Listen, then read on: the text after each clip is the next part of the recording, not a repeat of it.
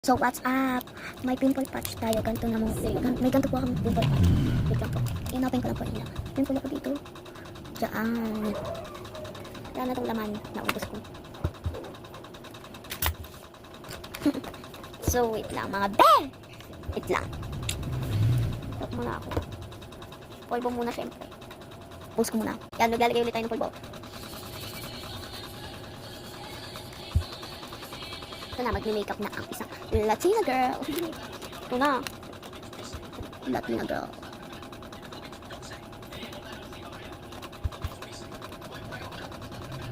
Sleep tomorrow, but tonight. Boom, kami. Latina girl. So, bye.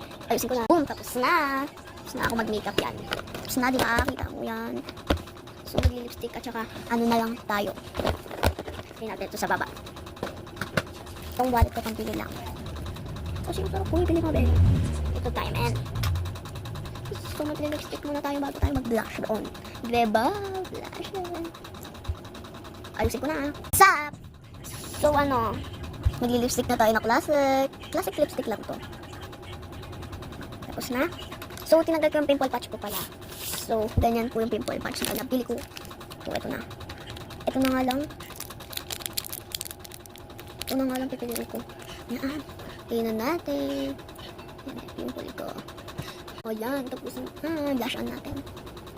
Saan mag-makeup? Kaya naman. Bukas ko pa yung result. Ang ganda ata eh. So, tinanggal ko na yung pimple patch ko. Kasi agad natatanggal ko. Alam nila na yung pimple patch ko. 3 na lang. Sige, bye guys. Bukas naman.